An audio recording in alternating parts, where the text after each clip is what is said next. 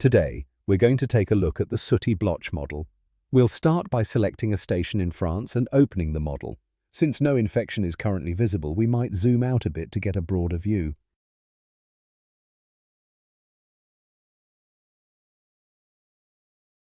This disease occurs mostly in unsprayed orchards or in organic orchards.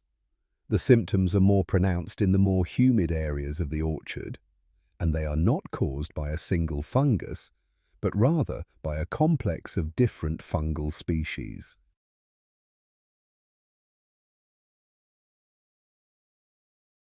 Fruits become susceptible a few weeks after bloom as they begin to lose their fuzz.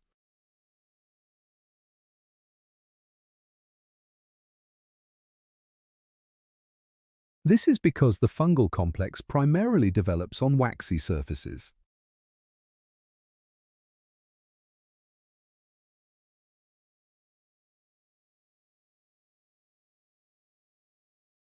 Accordingly, the model's calculations begin a couple of weeks after the full bloom date. To ensure the model's accuracy, don't forget to update the full bloom date in your local settings. Just below the graph, you'll find a summary bar showing rainfall periods in dark blue and leaf wetness periods in light blue. The vertical blue bar indicates the last data that was sent by your weather station.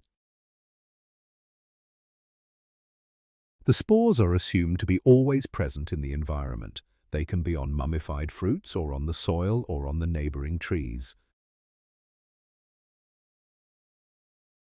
The models simulate the exact location of the spores. However, each time a significant rain event occurs, spores are released onto the trees. If conditions remain wet enough, they will begin to germinate.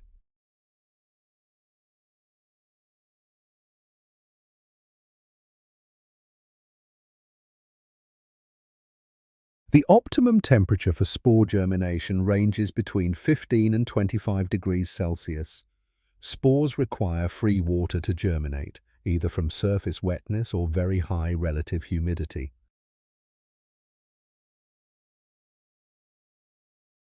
If a dry period follows the rain, some spores may die and fail to infect the plant. However, if favorable conditions persist long enough, infection can occur.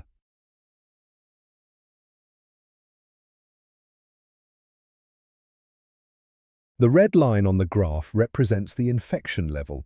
The higher the line, the more severe the infection.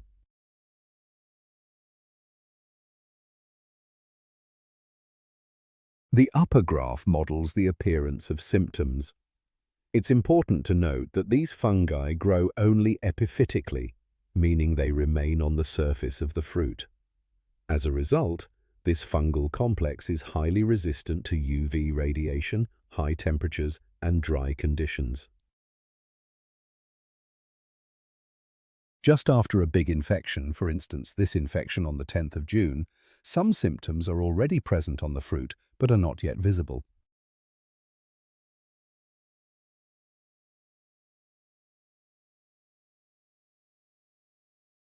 Initially, the mycelium is transparent. Over time, depending on the total number of hours of wetness or high relative humidity, it gradually changes color, turning into the characteristic olive-gray shade that can be seen in the orchard.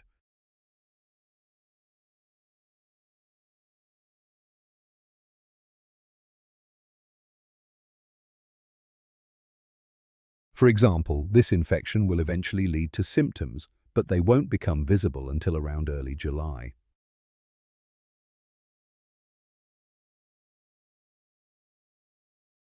The symptoms that appear on the fruit can also produce spores and lead to new infections. These secondary spots are shown in light grey on the graph. As the season progresses, infections can originate from multiple sources, both primary and secondary, and they tend to become increasingly severe over time.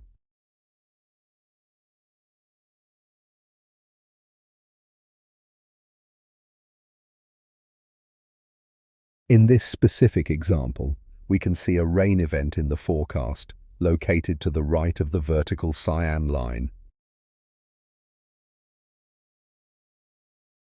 However, no infection is predicted because the rain is very brief and not followed by a sufficient period of wetness. As a result, the spores don't have enough time to germinate and infect the plant. It's also important to pay close attention to your orchard management practices.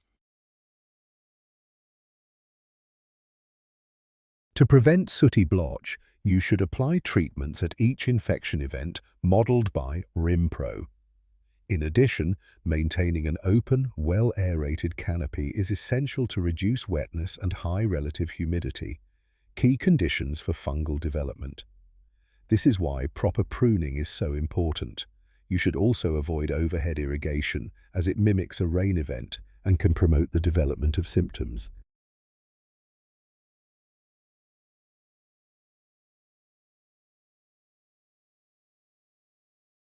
Several fungicides can be used to manage the disease.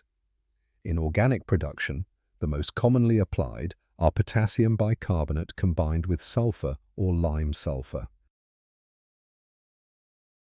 However, most of these products are fungistatic, meaning they don't fully eliminate the fungi on the fruit surface.